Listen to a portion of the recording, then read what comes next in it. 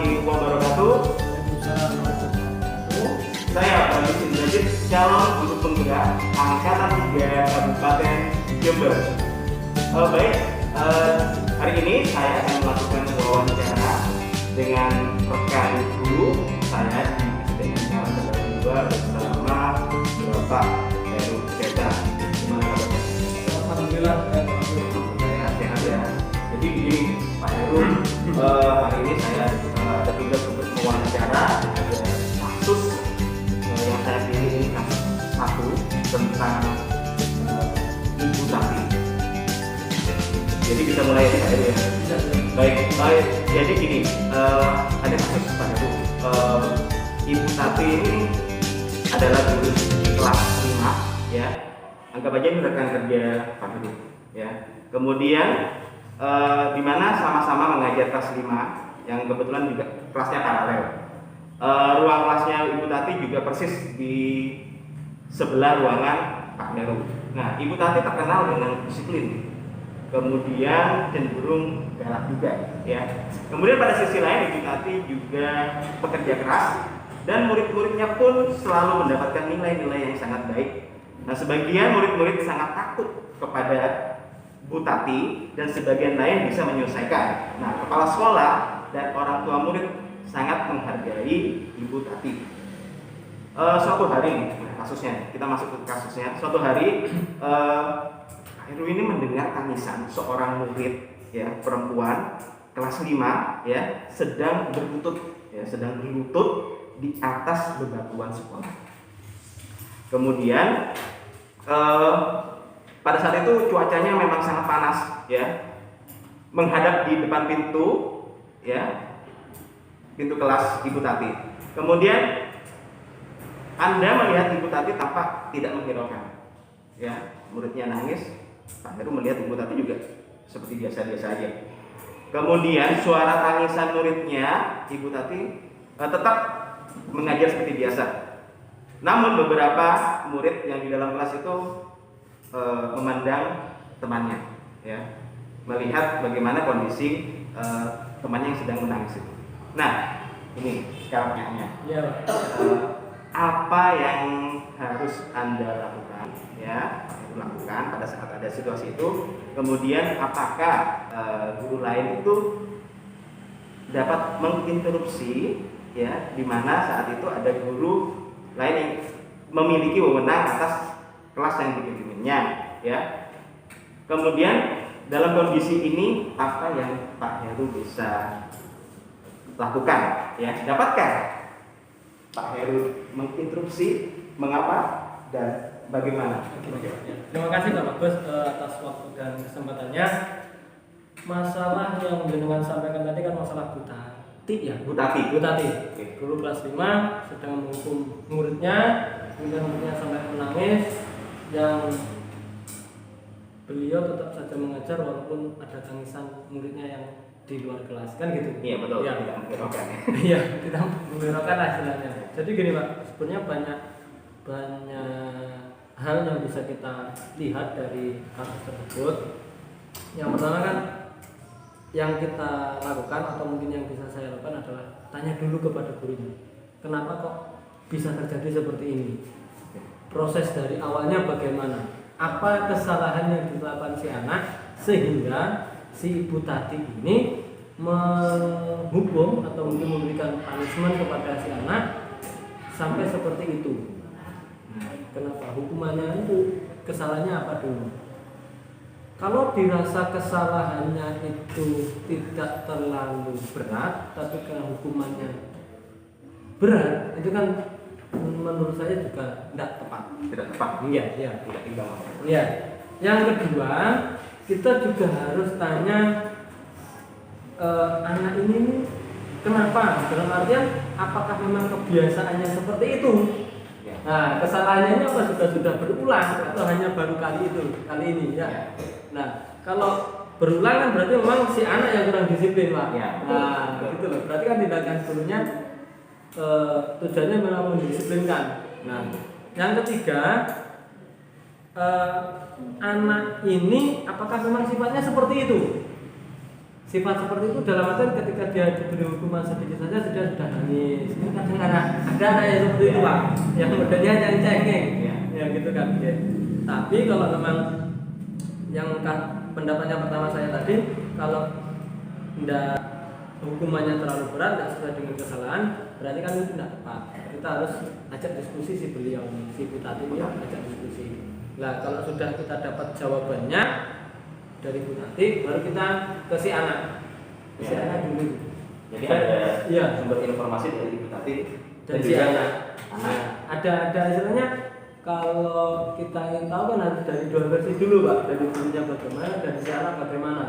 Betul. Nanti baru kita tarik benang merahnya, kan gitu. Ya, betul. Nah, kemudian setelah ini sudah dapat informasinya bagaimana dari dua versi, nah baru kita bisa menyelesaikan masalahnya, kan gitu. Ya. Nah, terus kemudian dengan cara mengajar Bu Tati yang menurut jenengan tadi di kasus tadi agak galak, Ya, agak galak, yang kita juga harus apa ya? Istilahnya memberikan saran lah Pak. Ya, untuk zaman sekarang mendisiplinkan anak dengan cara-cara yang terlalu galak itu seakan sudah ketinggalan zaman ya. Nah kalau mungkin zaman saya SMA, mungkin zaman saya SD, hal itu wajar. Lumrah ya lumrah sekali kan gitu.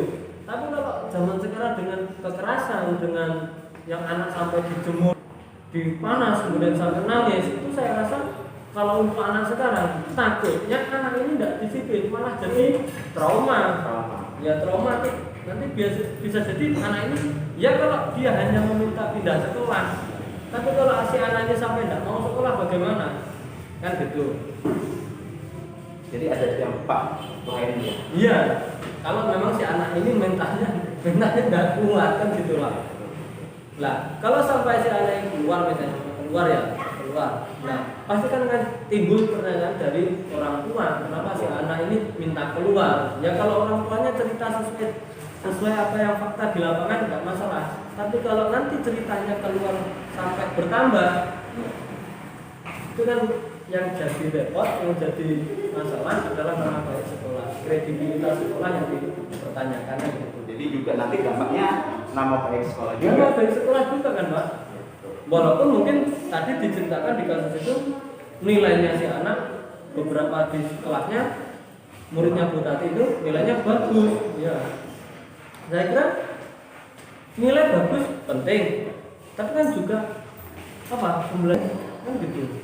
Lah, kemudian memang kita bisa memberikan saran, tetapi kembali lagi kalau menurut saya kita bisa sharing kepada si Bu Tati tadi memberikan saran, tapi kembali lagi kita juga harus kepimpinan, yaitu kepala sekolah kan juga harus tahu kalau memang ada kasus seperti ini. Jangan sampai ada kasus seperti itu tapi pimpinan tidak tahu, gitu Pak. Karena bagaimanapun mandor di dalam sebuah sekolah, di sebuah institusi sekolah besar maupun kepala sekolah, tanggung jawab tertingginya kan ada di kepala sekolah, kan gitu Pak.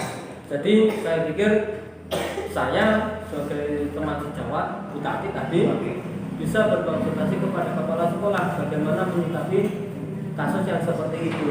Nah, kalau mungkin saya istilahnya tidak mampu untuk mengutarakan, tidak istilahnya nggak enak hati lah Pak mengutarakan dengan rekan sejawat, kok kamu itu masih apa istilahnya teman kerja, bukan pimpinan, bukan kewenanganmu untuk memberikan saya nasihat, apalagi kalau sampai gurunya itu adalah rekan sejawatnya adalah guru senior. Pasti kan ada rasa tidak enak ya Pak. Nah, kan gitu. Tapi kalau yang bicara kepala sekolah nanti kan beda. Bagaimanapun itu adalah pimpinan, walaupun nanti misalnya kepala sekolahnya lebih muda, kan apa? Tapi bagaimanapun sebagai pimpinan. Gitu, memang peran kepala sekolah memang. Iya. Nantinya ujung-ujung bisa ini ya, memberi saran atau memberi pembinaan. Iya, istilahnya seperti itulah Pak. Dan kasus ini jangan sampai berlarut-larut, harus diselesaikan. Jangan sampai jadi budaya. Jangan jadi budaya dan jangan sampai keluar. Dalam artian jangan jadi berita yang aneh di luar di masyarakat. Takutnya, apalagi masyarakat sekarang kan sudah gampang sekali mengakses informasi. dan sangat peduli dengan istilahnya anak kan gitu Pak, dengan hak asasi dan sebagainya. Mungkin kalau zaman dulu zaman saya sama kembali lagi ke zaman SMA ya, ditempelin itu biasa saja, tidak ada yang orang tua komplain. Tapi kalau sekarang hal kecil kan bisa jadi masalah juga. Nah itu kan juga bisa jadi paspor gitu ya. Iya, sedikit lapor kan bahaya juga. Ya juga. Kan gitu Pak. Nah untuk menjaga seperti itu jangan sampai kepala sekolah. Jadi Pak Heru tindakannya memang ada beberapa ini ya. Iya, harus Mencari informasi dulu, iya, verifikasi dari Ibu Fatimah, terus juga dari si murid, iya, si anaknya.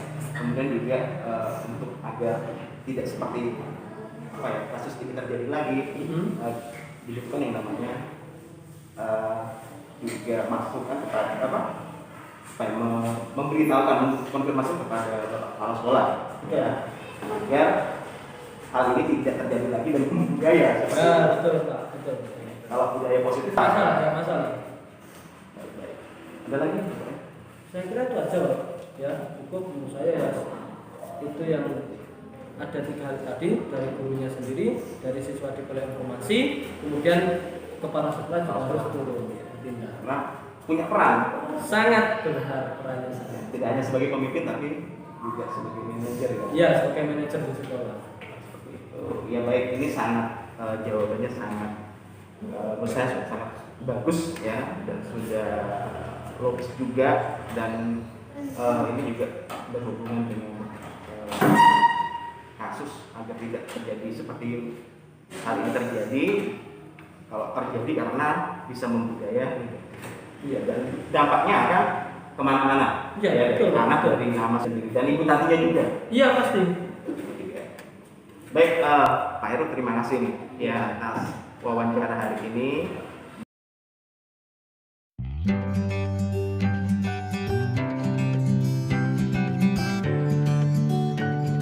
Baik, sekian wawancara dengan rekan guru di Bapak SMA, dan terima kasih. Semoga kali ini bisa selesaikan. Baik, sekian dulu dari saya. Terima kasih.